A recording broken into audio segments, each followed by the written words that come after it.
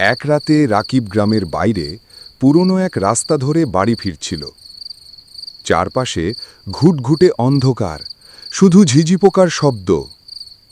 হঠাৎ তার মনে হলো পিছন থেকে কেউ তাকে অনুসরণ করছে।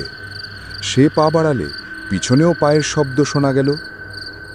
ভয় পেয়ে সে দ্রুত হাঁটা শুরু করল, কিন্তু শব্দটাও দ্রুত হতে লাগল। একসময় সাহস সঞ্চয় করে রাকিব পিছনে তাকালো, দেখল কেউ নেই। হৃদয় জোরে ধক ধক করছে।